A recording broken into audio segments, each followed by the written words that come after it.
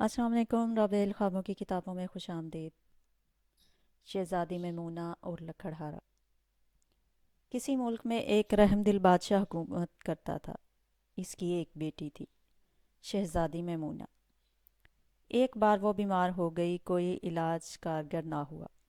بادشاہ نے سارے ملک میں منادی کر دی کہ جو میری بیٹی کا علاج کرے گا، بادشاہ اس کے ساتھ اپنی بیٹی کی شادی کرے گا اور جائیداد میں سے آدھا حصہ بھی دے گا۔ اس گاؤں میں ایک لکڑہارا رہتا تھا۔ وہ قسمت آزمانے محل گیا۔ اس لکڑہارے کو کچھ جڑی بوٹیوں کا علم تھا۔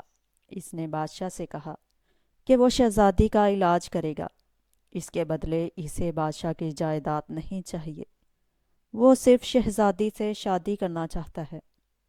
وہ شہزادی کو اپنے ساتھ اپنی جھونپڑی میں ہی رکھے گا۔ بادشاہ مجبور تھا۔ اس نے شرط مان لی۔ چنانچہ 2 دن کے علاج کے بعد ہی شہزادی صحت یاب ہو گئی۔ لکڑہارے نے بادشاہ کو اپنا وعدہ یاد دلایا۔ بادشاہ بہت پریشان ہوا۔ اس نے سوچا کہ میں اپنی بیٹی کی شادی لکڑہارے سے کیسے کروا دوں۔ بادشاہ نے سوچا، اس لکڑہارے کو کسی ایسی جگہ بھجوا دیتا ہوں جہاں سے یہ کبھی واپس نہ آ سکے۔ وہ روز لکڑہارے کو کسی بہانے دور دراز بھیجتا، لیکن لکڑہارا اتنا پھرتیلا تھا کہ شام تک واپس لوٹ آتا۔ شہزادی نے بادشاہ کو سمجھایا بھی کہ وعدہ خلافی نہیں کرنی چاہیے، مگر بادشاہ کو اپنی اکلوتی بیٹی سے بہت محبت تھی۔ وہ نہیں چاہتا تھا کہ اس کی بیٹی تکلیفیں برداشت کرے۔ بادشاہ بہت پریشان تھا۔ پھر اسے ایک ترکیب سوجھی۔ اس نے لکڑہارے سے کہا، جاؤ اور سمندر کی تہ میں جو ہیرے ہوتے ہیں وہ لے کر آؤ۔ لکڑہارا گیا تو بادشاہ نے شہزادی کا فرضی جنازہ تیار کروایا تاکہ لکڑہارے کو یہ کہہ کر ٹال دے کہ شہزادی مر گئی ہے اور لکڑہارا مایوس ہو کر یہ ملک ہی چھوڑ دے۔ لکڑہارا پانی میں تیرنا بھی جانتا تھا۔ اس نے چند ہی دنوں میں سمندر کی تہ سے ہیرے نکال لیے اور محل کی طرف چل پڑا۔ راستے میں شہزادی کا جھوٹ موٹ کا جنازہ لے جایا جا رہا تھا۔ لکڑہارے نے لوگوں سے پوچھا کہ کون فوت ہوا ہے، تو اسے بتایا گیا کہ یہ شہزادی میمونہ کا جنازہ تھا۔ فقیر وہ ہیرے پھینک کر اس جانب چل پڑا جہاں جنازہ جا رہا تھا، لیکن اسے پہنچنے میں دیر ہوئی۔ قبرستان پہنچا تو پتہ چلا کہ شہزادی کو دفنایا جا چکا ہے۔ بادشاہ نے دراصل شہزادی کو قبرستان کے قریب ہی ایک جھونپڑی میں رکھا ہوا تھا۔ شہزادی کی دیکھ بھال کے لیے ایک بوڑھی ملازمہ بھی ساتھ تھی۔ رات ہوئی تو شہزادی سو گئی۔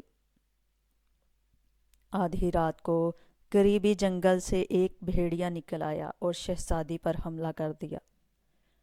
بوڑھی عورت نے اس پر ڈنڈے برسائے، مگر وہ شہزادی کو گھسیٹتا ہوا جنگل کی طرف لے گیا۔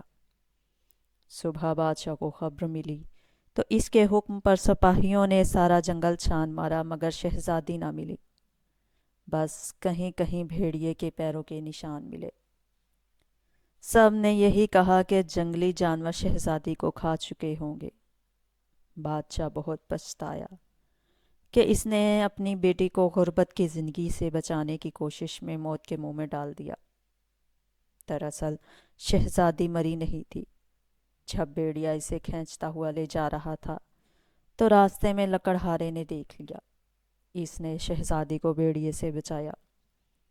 بھیڑیا جنگل کی طرف بھاگ گیا۔ پہلے تو لکڑہارا سمجھا کہ یہ شہزادی کی لاش ہے، لیکن جب اس نے نبض دیکھی تو اسے احساس ہوا کہ شہزادی تو زندہ ہے۔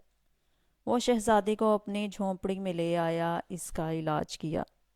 شہزادی 1 دن تک بے ہوش رہی۔ جیسے ہی اسے ہوش آیا، لکڑہارا اسے لے کر محل پہنچا۔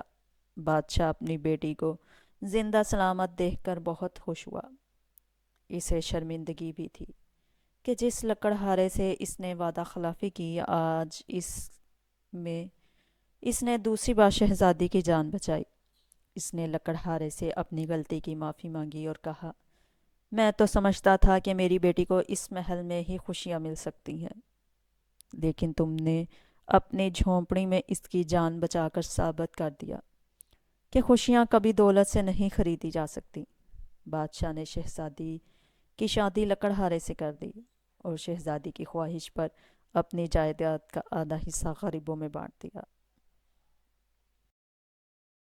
جی ناظرین، یہ تھی آج کی ویڈیو، آپ کو کیسی لگی کمنٹ سیکشن میں اپنی رائے کا اظہار ضرور کیجیے، اور جنہوں نے ابھی تک چینل کو سبسکرائب نہیں کیا فوراً سے سبسکرائب کریں اور بیل آئیکن کو بھی پریس کریں تاکہ میری ہر نئی ویڈیو کا نوٹیفیکیشن آپ کو سب سے پہلے ملے۔